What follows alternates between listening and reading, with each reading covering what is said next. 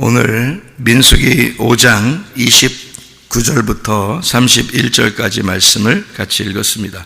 민수기 5장 29절부터 31절까지 말씀. 이 말씀은 민수기 5장을 이렇게 쭉 읽어보면 말이에요.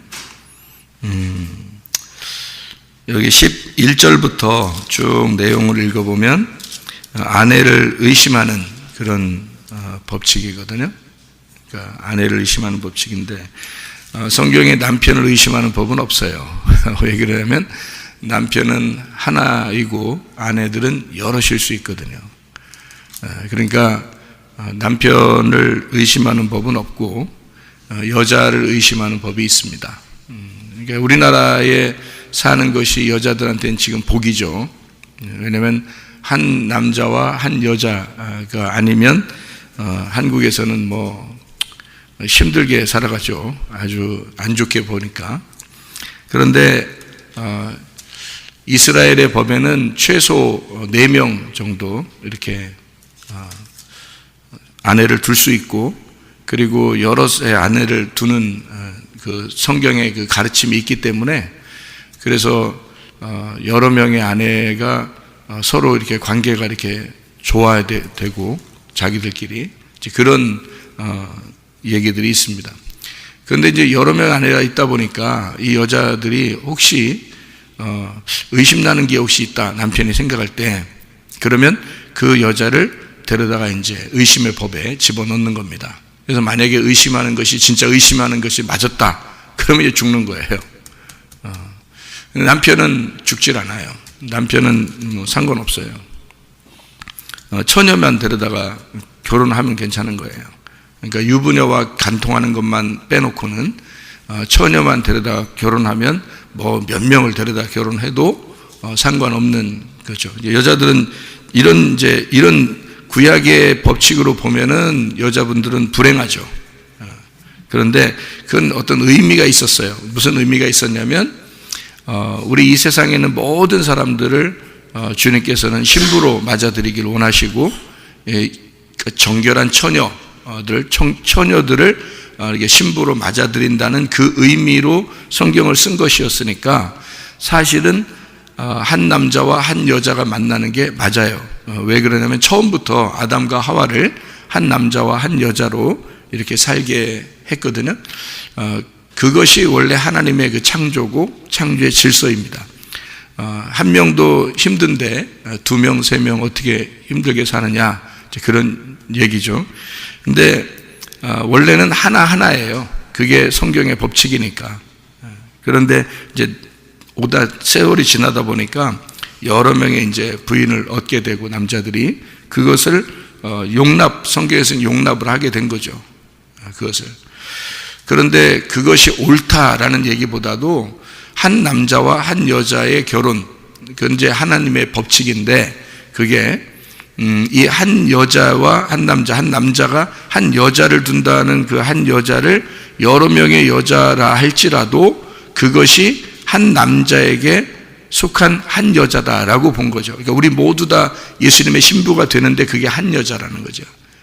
그걸 뭐라고 표현하냐면 단체적인 신부, 그걸 교회라 그렇게 말하는 겁니다.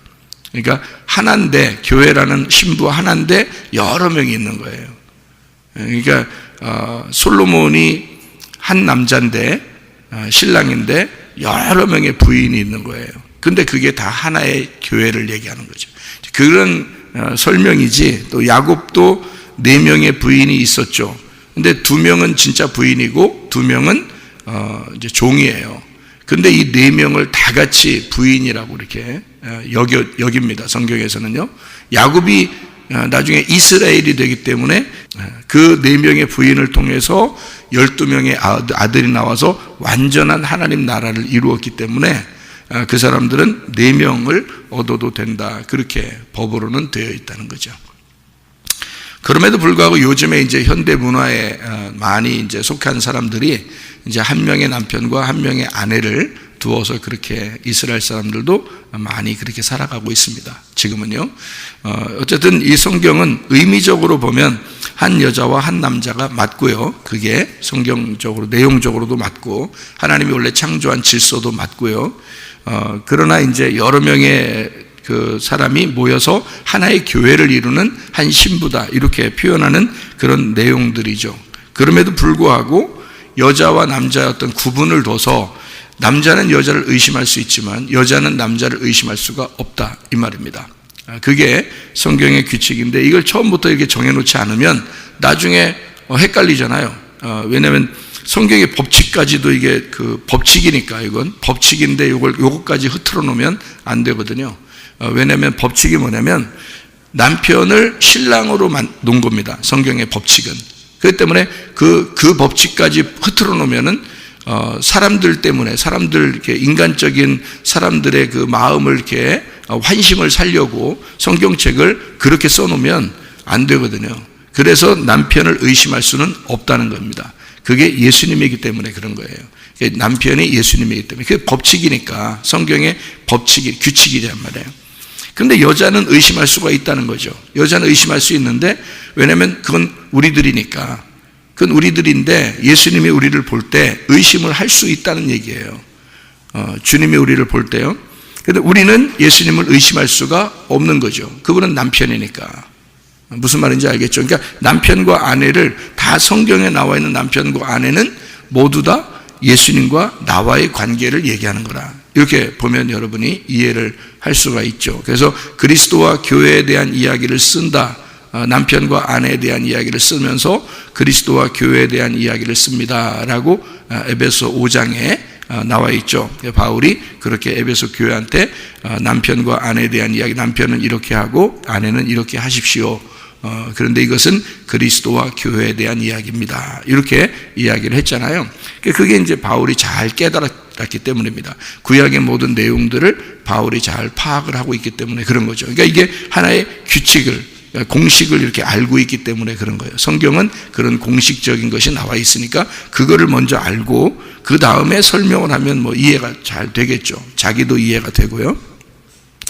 그래서 남편은 예수님을 말하고 신부는 교회를 의미한다. 바로 나를 말한다. 이런 얘기를. 여러 명의 부인이 있었다라고 해도 상관없다. 왜냐하면 그건 교회를 표현하는 거기 때문에 단체적인 신부를 설명할 수 있는 것이다. 이렇게 보면 이해가 되는 거죠. 그러니까 남편은 의심이 안 가고 예수님이니까 우리는 의심을 해야 된다. 이런 얘기입니다. 뭐가 의심을 하느냐? 그러니까 여기 보니까 의심의 법이 있다는 겁니다. 의심의 법. 여러분을 의심의 법으로 이렇게 여러분 의심하지 않으면요, 여러분은 그 합당한 사람이 될 수가 없습니다. 합당한 신부가 되려면 합법적으로 합당한 신부가 되려면 남편의 의심에서 벗어나야 되거든요. 남편의 의심에서 벗어나야 되는데 이 남편이 정확하게 진리로 믿을 수 있어야 되는데, 참된 사람으로 믿을 수 있어야 되는데 가만히 보니까 의심이 난단 말이에요. 이 사람이 의심이 나. 그러면 의심을 해야죠. 그러니까 남편이 아내를 의심해야, 다시 말하면 신랑 되신 예수님이 우리를 의심을 해야 정상인 거란 말이에요. 의심을 안 하면 어떻게 해요? 그냥 내비둔다는 얘기예요. 내비두면 그 방종이고 그는 그 사람을 사랑하지 않는다는 겁니다. 그죠? 예, 사랑한다면, 의심이 간다면 의심을 해야 되는 겁니다. 그죠? 의심이 안 가면 괜찮은데 의심이 갔어 남편이. 그러면 남편의 의심이 가면 의심을 해야 돼. 왜냐하면 왜 의심을 해서 그걸 찝어내려고 그래요? 의심을 해서 왜 찝어내려고 그러냐고. 의심이 가니까 그런 거야. 마음에 의심이 가니까. 그럼 의심한 걸 찝어내야 돼. 그냥 속으로만 저거 분명히 저 거짓말 치고 있을 거야. 저거 분명히 그 의심이 가. 그러는데도 가만히 있어. 말도 안 해. 그냥 가만히 있어. 그러면 어떻게 해? 여러분은 그냥 사랑이다 생각해요. 여러분이 그게 그 용서라고 생각해요. 그럼 여러분이 눈곱만큼도 생각이 안 나. 그런 게, 예를 들어서 의심을 했어. 어떤 사람을 의심을 했는데 눈곱만큼도 나는 저 사람을 이게 다른 눈으로, 눈곱만큼도요. 눈곱이에요. 눈곱입니다. 눈곱이 많잖아요. 그죠? 그 눈곱만큼도 나는 저 사람을 이상하게 안 봐. 눈곱만큼. 나는 저 사람을 정말 하나님의 사람으로 봐. 이렇게. 그런다면, 그러면 뭐 의심하지 않아도 되지. 그렇죠? 왜냐면 전혀 그 사람과의 관계에서 전혀 문제가 없으니까. 맞죠? 근데 만약에 의심이 가, 저 사람이 분명히 거짓말하는 것 같고 의심이 가, 그러면 어떻게 해요? 그러면 의심한다는 말, 조금이라도 내가 눈곱이라는 요만큼도 의심이 간다면 빨리 집어내야 되죠. 안 집어내나요, 여러분? 그냥 다 완전히 덮어줄 수 있다? 여러분이 하나님이니까 완전히 덮어줄 수 있다? 그러면은 뭐 가능하지 뭐. 하나님 됐으니까. 하나님 되려면 죽어야 하나님 되거든요. 죽어야. 그러니까 죽고 나면 괜찮지. 죽고 나면은 뭐 의심할 필요 없죠. 다 모든 게 뭐 다 천하에 드러나니까, 그죠? 그러니까 괜찮지만 의심이 간다 그러면 그 사람을 빨리 집어내야 돼요. 왜 집어내려고 그래? 남편이 의심이 가, 아내가 의심이 가. 이건 세상 얘기입니다. 성경적으로 남편을 의심할 수 없어요. 성경이 예수님이니까 남편이. 근데 우리 세상에서 볼 때 남편이나 아내나 다 여기, 자녀나 부모나 다 여기 있잖아요. 그 사람들은 하나님이 아니잖아. 주님이 아니잖아. 그죠? 다 신부야, 이게. 다 신부들이야. 다 여자들이야, 이게. 우리들은, 나도 여자고 여러분도 여자예요. 하나님 성경 안에서 보면, 그죠? 우리들은 다 여자예요. 그러니까 우리들은 다 의심을 받아야 돼. 그러니까 의심을 받아야 되는데 의심의 법으로 딱 집어내려고 의심의 법을 딱 대서 이걸 집어내면은 사랑이에요? 아니면 그냥 두면은 사랑이에요? 집어내면 사랑이에요. 여러분. 너 왜 정직하지 못해? 왜 진실하지 못해? 너 왜 정확하게 얘기 못해? 예를 그렇게 했단 말이에요. 그러면 그렇게 물어본다는 얘기는 왜 그래요? 그렇게 물어본다는 얘기는 사랑하기 때문에 물어보는 거예요. 사랑 안 하면 옆집 아저씨한테 물어보고 다녀요? 여러분? 옆집 아줌마한테 물어보고 다니냐고, 여러분. 뭐 의심나면. 네? 어디 갔다 왔나? 어제 저녁에 새벽에 4시에 들어오던데요, 아줌마. 이러면서 막 의심나? 이러면서 물어보고 다녀요, 여러분? 옆집 돌아다니면서 문 두드리면서? 안 그래요? 근데 여러분, 집안에서 남편이 아내나 자녀가 밤에 늦게 들어와도 말해요. 너 어디 갔다 왔어? 너 뭐 했어? 너 누구랑 있었어? 이렇게 계속 물어봐요, 그죠? 의심한다는 얘기야. 왜 의심해요? 네? 왜 의심해? 사랑하니까, 내 자녀니까. 무슨 말인지 알겠어요? 의심하는 건 나빠서 그런 게 아니에요. 사랑하니까 의심하는 거야. 신랑 되신 예수님이 우리를 자꾸 캐묻는 것은 너 믿음 정말 있는 거야? 너 정말 믿음 있는 거야? 정말 나만 사랑하는 거야? 이걸 자꾸 물어봐요, 여러분에게. 설교를 통해서. 이 성경을 통해서, 설교를 통해서 계속 물어본다고, 여러분. 너 정말 나만 사랑하는 거 맞아? 너 정확한 거야? 너 진실해? 너 진짜 믿음이 있어? 계속 물어봐요, 여러분한테. 왜요? 사랑하니까. 그래서 자녀가 밖에 나와서 늦게 들어왔는데 얘기를 슬슬 감춰. 뭐 했는지 슬슬 감춰. 아이, 뭐, 말하지 않았겠어. 아이, 뭐, 물어보지 마. 뭐 이러면서 그러잖아요. 부모가 어떻게 해요? 알았어. 네 맘대로 살아, 인생. 이렇게 해요? 아니면은 밤새더라도 물어봐요. 밤새. 다음날 잠도 못 자고 학교 가. 말 안 했다가는, 말 안 했다가는 밤을 새서 너 죽고 나 죽자. 이러면서 밤샌다니까? 남편이 어떻게 해요? 나갔다 들어왔는데 새벽 2시에 들어왔어. 근데 말을 안 해. 어디 갔다 왔는지 물어보는데 말이야. 어디 갔다 왔어요? 물어보지 마. 아, 그래요? 저는 뭐 안 물어볼게요. 그러면서 잡시다 우리. 이렇게 해요? 어디 갔다 오니까요? 누구랑 있었냐니까요? 계속 물어봐요. 근데 대답을 계속 안 해. 이 곰탱이 같은 남편이 말도 안 하고 가만히 있어. 어떻게 하고. 물어보지 말라니까? 오히려 적반하장이야. 계속 그러면 어떻게 해? 부인이 오늘 너 죽고 나 죽자 이러잖아요. 밤새도 잠을 자나 보자. 나도 안 자고 당신도 안 자. 끝까지 물어봅니다. 그죠? 왜 그렇게 물어보는 거예요? 정말 이 여자 정말 귀찮게 하네, 진짜 나를. 이렇게 이 남자 진짜 날 귀찮게 하네. 그래요?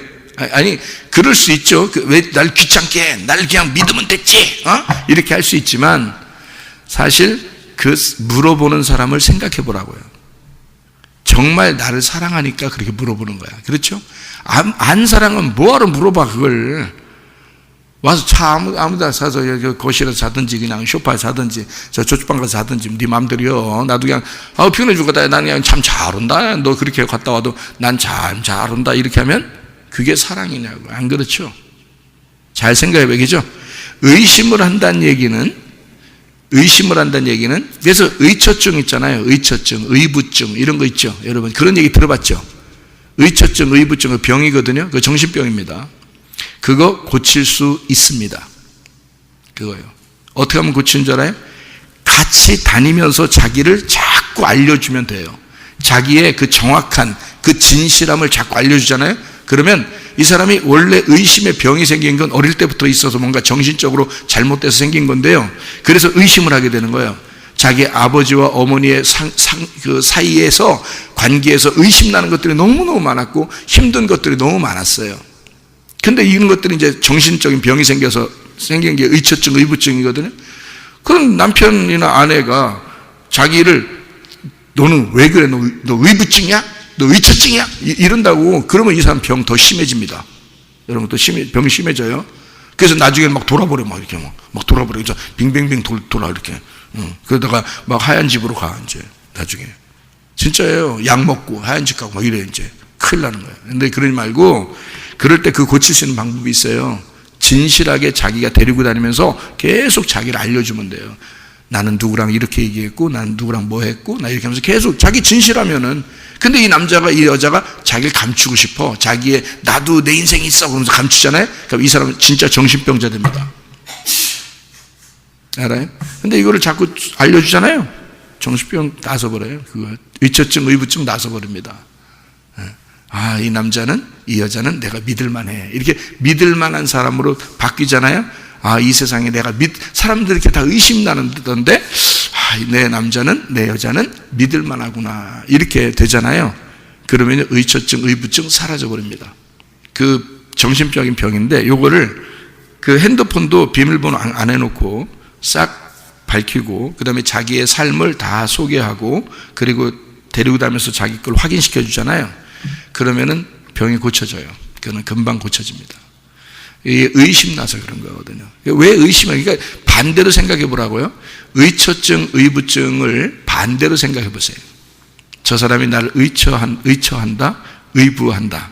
반대로 생각해 보면 기분 나쁜 일이 아니라 나를 사랑한다라고 생각해 보세요.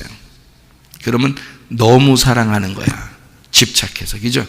그래서 정신병인 거야. 너무 사랑하는 거야. 그게 집착인 거야. 집착. 그러니까 집착과 사랑은 정말 다르죠, 그죠? 그래서 집착하는 사람하고 결혼하면 어떻게 해요? 큰일 납니다, 여러분. 정신병이니까 그래, 그것도. 정신병이니까. 집착하면 그게 진짜 사랑이 아니잖아요. 그건 자기를 위한 사랑이란 말이에요. 그 사랑은 뭐예요? 그 상대방을 위해서 하는 거잖아요, 그죠? 예. 그런데 이거를 우리 세상적으로 이거를 집착한다 그거를 있잖아요. 다른 말로 한번 바꿔보라고요. 그러면 이게 사랑이라고요. 잘못된 만남이고 잘못된 사랑이지만 어쨌든 이 사람에 대해서 내가 집착하고 있다라고 하는 건 그건 어떻게 보면 잘못된 사랑이지만 사랑은 사랑이에요. 이 사람 입장에서 보면. 왜냐하면 그 사람이 어릴 때부터 정신병이 생겼기 때문에 그 정신병을 가지고도 자기는 그 정신병자로서 사랑하는 거거든요. 나름대로 사랑하는 모습이 그게 집착으로 나타난 거거든 말이에요. 이해가 됩니까? 그 집착하는 사람은 진정한 사랑이 아니라 애들한테 막 집착하는 사람 있죠. 이거 정신병 걸린 거예요. 그게요. 약만 안 먹었지 그 정신병입니다. 남편에게 막 집착하는 사람 있잖아요. 그 아내에게 집착하는 사람 있잖아요. 그 병이에요. 정신적인 병. 그게 진짜 사랑은요. 이걸 풀어줍니다. 자유하게 풀어줘요. 자기 정신을 자유하게 풀어주는 거예요. 그래서 진리를 알게 되고 진리를 참된 걸 알게 되면 자유하다 그렇게 되는 겁니다. 근데 그게 자유가 없이 자기가 이제 집착을 했단 말은 자기가 억압되어 있는 거예요. 거기에 매여 있는 겁니다. 그렇죠?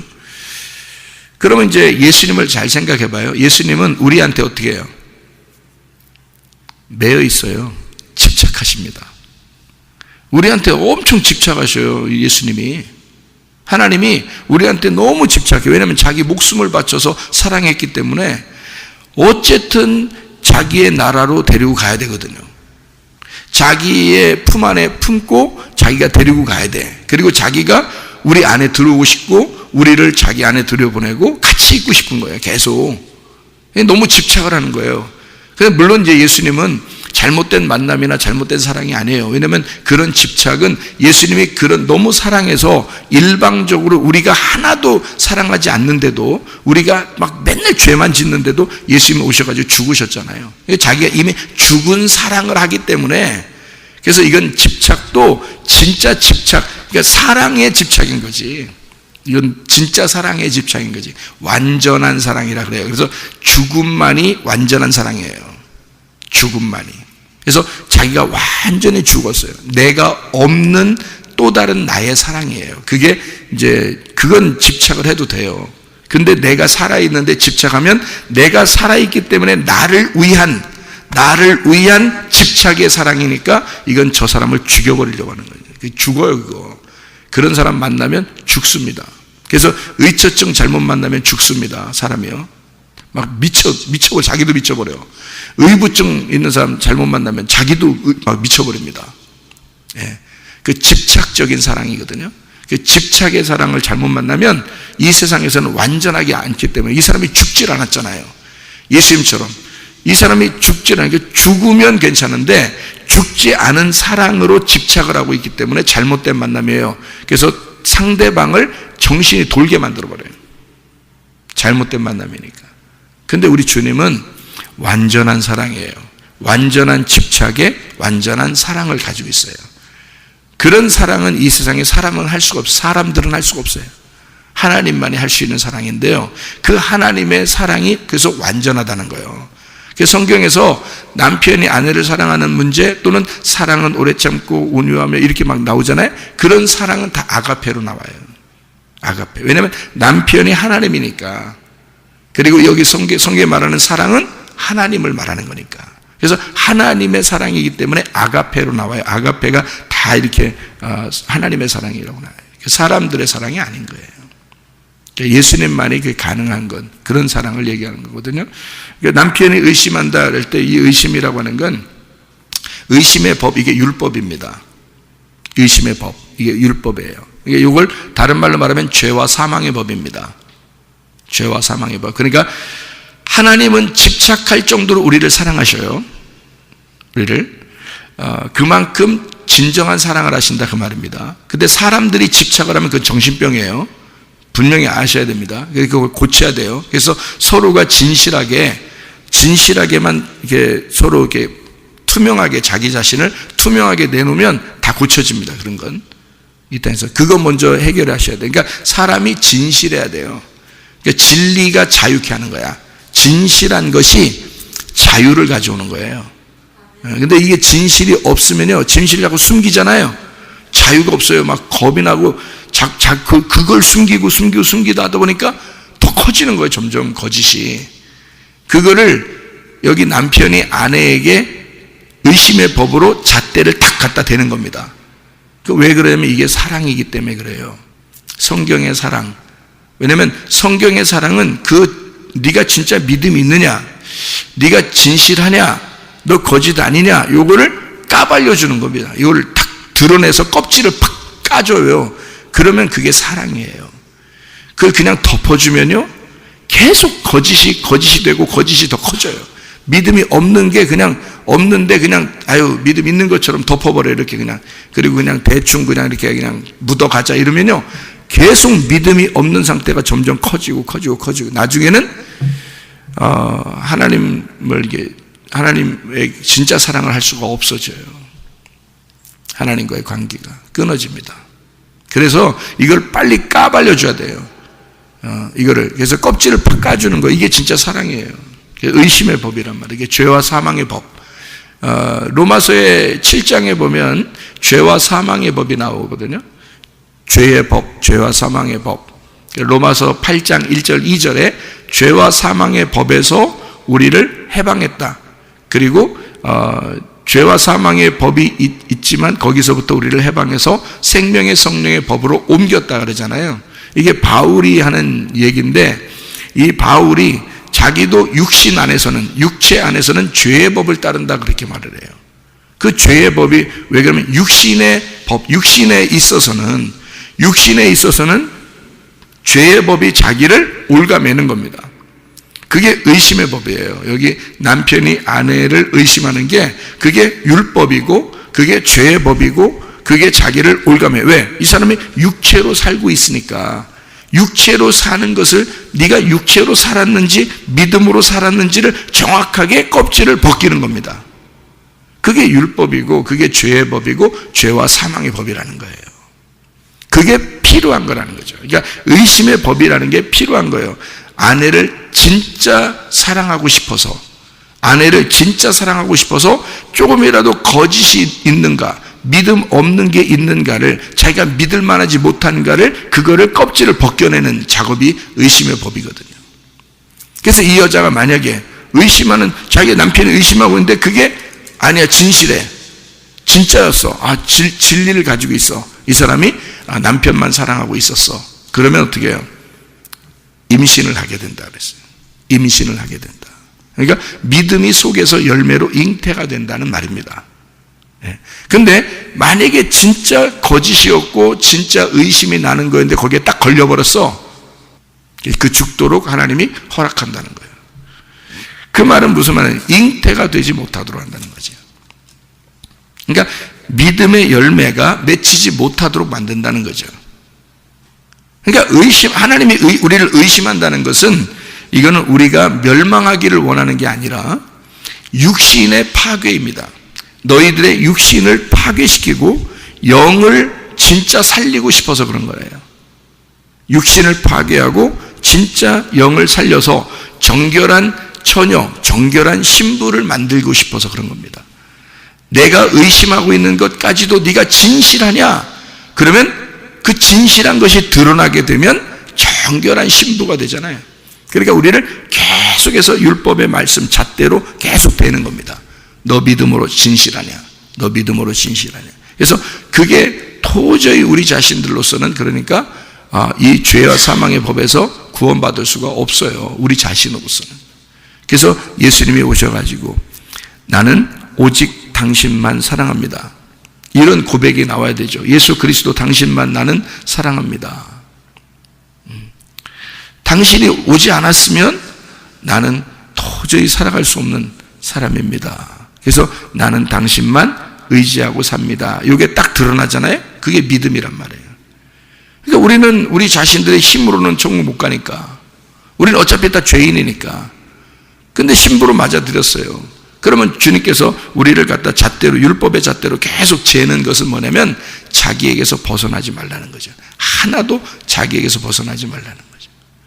계속 의심을 한다는 얘기는 집착할 정도로 주님이 우리를 사랑한다는 얘기입니다. 그러니까 내게서 벗어나지 말라 이거예요. 자기에게서 벗어나지 말라.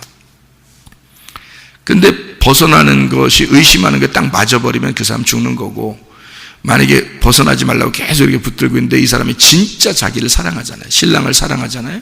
주님만 사랑하잖아요. 그러면 아이를 임신해야 돼요. 이 주님, 신랑의 아이를 임신하게 된단 말이에요.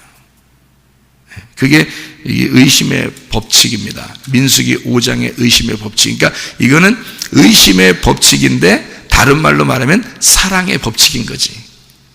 그러니까 예수님의 입장에서 보면 사랑의 법칙인 거고, 성경 여기 글씨로 봐서는 의심의 법칙이죠. 그러죠? 이 두 개가, 그러니까 십계명을 율법으로 보면은 의심의 법이고요, 십계명을 사랑의 법으로 보면 은혜의 법이란 말이에요. 언약이란 말이에요. 그러니까 하나님이 니네가 지켜야 된다, 그래야 천국 온다, 그게 아니라 내가 네 대신 다 지켜줄 테니까 나만 의지하고 따라와라, 이렇게 되는 언약을 하는 거죠. 언약. 이 십계명을 내가, 하나님의 아들이 지켜줄 테니까, 그것 때문에 너희들을 위하여 이 율법의 말씀을 안에서 하나님의 아들이 와서 죽어 주심으로써 그 아들을 믿고 와라는 거죠. 너희들이 이것은, 그러니까 율법으로 내가 지켜보려고 그러면 율법인 거고, 의심의 법인 거고, 이게 죄의 법인 거고, 예수님 하나님의 아들의 법으로 보면 언약이 되는 거란 말이에요. 결혼 서약, 주님과 내가 결혼한 약속, 그 약속이 되는 거예요, 십계명이. 그러니까 십계명을 율법으로 보느냐 언약으로 보느냐 하는 것입니다. 차이가요. 그러니까 이 말씀을 의심의 법으로 보면 율법이 돼서 나를 의심하게 되는 거고, 그리고 나를 이렇게 심판하는 것이고요. 이 말씀을 사랑의 법으로, 생명의 법으로 보면 우리를 살리는 법이다. 하나님의 말씀이 우리를 살리는 책이 된다. 이런 얘기죠. 그러니까 이 의심의 법이라고 해서 여기서 의심의 법이 이렇게 나오니까 이건 뭐 왜 이런 말을 써놨어? 이거 뭐 너무 여자들한테 혹독한 거 아니야? 뭐 이렇게 생각할 수 있겠지만 아니죠. 반대로 보면 하나님의 그 사랑의 법이란 말이죠. 그래서 이걸 하나님의 사랑, 너무 우리를 사랑하기 때문에 이런 법을 만들어놨구나라고 이렇게 보면 이게 사랑으로 바뀌죠. 그러니까 율법이 은혜로 바뀌는 겁니다. 그러니까 계명이 언약으로 바뀌는 거고, 우리의 어떤 그 억압된 종의 입장에서의 그 섬김, 하나님을 섬기려고 하는 그런 마음에서 결혼 서약이 돼가지고 우리가 남편과 아내를 서로가 사랑하기 때문에 섬기는 그런 거로 바뀌어버리는 거죠. 이런 게 믿음이라 그러는 거예요. 그러니까 우리 자신들이 열심히 하다 보면 나중에 어떻게 지치죠. 지치고 쓰러집니다. 그런데 주님의 언약으로 보면요, 사랑해서 주님은 우리를 어쨌든 끝까지 사랑했으니까, 죽을 때까지 사랑했으니까 이건 변함이 없는 거죠. 어차피 우리가 죽을 때까지 가도 그분의 사랑은 변함이 없는 거예요. 이미 죽었잖아요. 그분이 나를 위해서 죽으셨고 사랑했기 때문에 그 사랑은 변함이 없어요. 내가 문제인데, 내가 그 사랑에 변함이 없는 그 나를 사랑하시는 것만 깨달으면요, 나를 정말, 나 신랑이 나를 정말 사랑하는구나, 내 아내가 날 정말 사랑하는, 이걸 깨달으면 왜 여기서도 어떻게 해요? 그게 기쁨으로 섬기잖아요. 기쁨으로. 그러니까 그 기쁘단 말이에요. 그러니까 사랑하기 때문에 뭐래도 하나라도 만들어주고 싶고, 사랑하기 때문에 뭐래도 주고 싶고 뭐 이런 게 있을 거 아니에요. 그게 언약, 결혼 서약이란 말이에요. 결혼 언약. 그러니까 이 말씀이 율법으로 보면 너무 힘든 거지만, 그래서 우리가 믿음을 힘들게 갖는 사람들이 많다고. 믿음을, 이거는 언약이라고요. 결혼 서약이란 말씀이란 말이에요. 그러니까 의심의 법으로 보면 무서운 얘기죠. 이게 율법 잘못 마시면 그냥 썩어 죽어요, 이거. 그런데 이거를 반대로 생각하면, 나를 너무 사랑하시는 주님이 나의 진실함을 위하여 나를 껍질을 벗겨내는 것이다. 이렇게 보면 이게 사랑의 서약으로 보는 거죠. 사랑의 법이다. 의심의 법이 사랑의 법으로 바뀌는 거죠. 이걸 이제 일부러 이런 식으로 써놓은 거예요. 그래서 우리를 고린도 후서 11장 2절 말씀 하나 보고 마칠게요. 고린도 후서 11장 2절 말씀 보면 이렇게 되어 있습니다. 내가 하나님의 열심으로 너희를 위하여 열심을 내노니, 내가 너희를 정결한 처녀로 한 남편인 그리스도께 드리려고 중매함이로다. 이렇게 되어 있습니다. 그리스도에게, 한 정결한 처녀로 한 남편인 그리스도에게 드리려고 중매한다. 그랬습니다. 그러니까 뭐를 얘기하려고 하는 거냐면, 오직 그리스도라는 한 영에게, 한 말씀에게 너희를 정결한 처녀로 신부를 만들어 버리겠다는 얘기입니다. 그죠? 그런데 그러면 이제 정결한 처녀가 안 되는 건 어떻게 되는 거예요? 다른 말씀을 따라가고 있다는 얘기예요. 다른 말씀을 따라간다. 다른 믿음을 가지고 있다. 그러니까 정결한 그리스도에게, 내가 그리스도만, 오직 그 순수한 그 믿음, 그 영에게 따라가면, 그 말씀을, 순수한 말씀을 따라가면 이게 정결한 처녀가 되거든요. 그런데 다른 영을 따라가고 다른 말씀을 따라간다 그러면 부정한 여자가 되는 거죠. 그러면 신부가 될 수가 없는 거예요. 음녀가 되는 것입니다. 그러니까 결국에 보면 요한계시록에도 음녀를 파괴시키려고 요한계시록이 있는 거예요. 음녀를 파괴시키려고. 그래서 음녀를 파괴시키고 다 갈기갈기 찢어놓고, 그 다음에 바로 요한계시록 19장에 혼인잔치가 나오는 거예요. 그래서 여러분 그 요한계시록 16장부터 18장까지가 진노가 나오거든요. 하나님의 진노의 대접, 이게 나와요. 그 진노의 대접을 쏟아요. 그게 어디다 쏟는 거예요? 음녀에게 쏟는 거예요.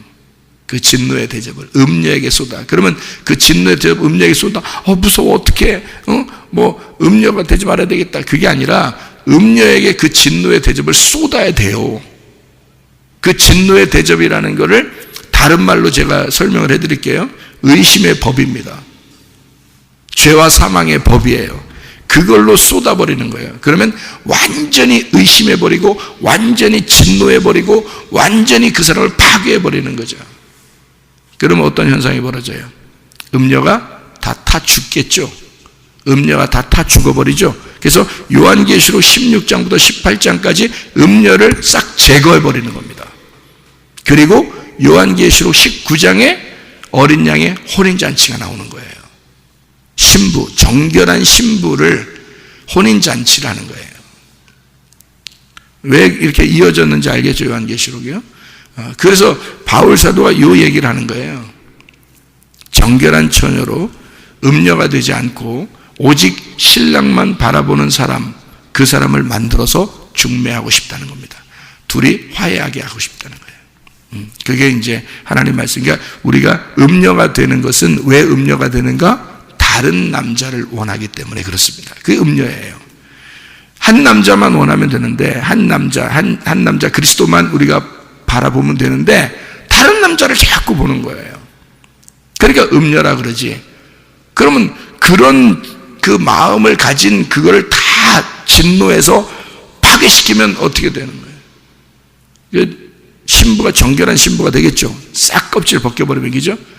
그러면 이제 예수님만 바라보겠죠. 신랑 대신 예수님만. 그렇게 하는 행동이, 그렇게 진노하시는 게, 여러분은 너무 무서워. 요한계시록 진노 막 이렇게 나오잖아요. 근데 반대로 생각해보라요. 하나님의 사랑이란 말이에요. 하나님의 열심이란 말이죠. 하나님이 열심히 너를 껍질 벗겨주겠다는 얘기야. 하나님이 열심히 너를 태워 죽이겠다는 얘기야. 하나님이 너를 열심히 의심하겠다는 얘기야. 무슨 말이죠? 의심의 법. 하나님이 너를 열심히 율법으로 너를 파괴시키겠다는 얘기야. 하나님이 열심으로 너를 사랑하겠다. 그래서 진노하겠다는 거야. 너를 껍질 다 벗겨질 때까지. 그래서 설교를 듣다 보면 여러분의 진짜 믿음이 어디 있는지, 진짜 믿음이 뭔지, 가짜 믿음이, 내가 가짜 믿음 가지고 있는지 진짜 믿음 가지고 있는지 다 벗겨지잖아요. 자꾸 벗겨진다고. 우리 교회 오면 말씀 듣다 보면 그렇게 된다고요, 여러분. 벗겨내. 진짜 믿음이 아니고 다 가짜 믿음 가지고 앉아 있으니까. 그러니까 이거 껍질 다 벗겨내야 되거든. 그게 뭐냐면 의심의 법이란 말이에요. 그게 죄와 사망의 법이라. 그래서 죄와 사망으로 여러분을 정죄해 버린다고요. 내가 이게 잘못되었구나. 내가 이 잘못된 믿음을 가지고 있었구나. 내가 음녀였구나. 이거를 깨닫게 된다고요. 그래서 여러분의 껍질을 벗겨서 진짜 알곡으로. 그래서요, 좋은 밭에 보화를 숨겨놓고요, 하나님이. 그리고 모든 소유를 다 팔아서 밭을 살 때까지, 모든 소유를 다 팔아서 밭을 살 때까지 그 보화는 자기 게 아닌 거야. 알아요? 집에 가서 다 자기 소유를 다 팔아버리고, 그리고 와서 밭을 사야, 그 마음의 밭을 사야 그 마음 안에 하늘 보화가 있다는 것을 발견하게 되는 거지. 마태복음 19장의 21절에 부자 율법사 그 청년에게 뭐라고 그러냐면, 네가 네 소유 다 팔아 다른 사람에게 나눠주고 다시 와라. 그러면 하늘에서 네 보화가 있을 것이다.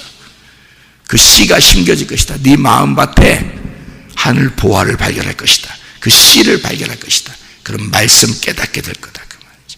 네 소유 다 팔기 전에는 안 된다. 말씀을 네 소유를 다 팔어. 그래야 와서 밭을 살 수 있는 거야. 그래야 그 보화가 네 거야. 그러기 전에는 네 거 아니야. 그러기 전에는 네 거 아니야. 주인이 따로 있어. 근데 그거를 내 거 다 팔아서, 내 걸 다 투자해서, 내 걸 다 없애고, 그리고 밭을 사잖아요. 그럼 내 거가 되는 거야. 그 보화가. 하늘 보화. 비교 대상이 없는, 비교할 수 없는 그 하늘의 보화가 내 거가 되는 거예요. 그 예수가, 오직 그 예수가 나의 신랑이 되는 거예요. 그렇지 않으면 안 되죠. 음녀죠. 그러니 여러분, 음녀 같은 믿음 다 벗겨내시고 진정한 정결한 신부가 되시기를 바랍니다. 기도하겠습니다.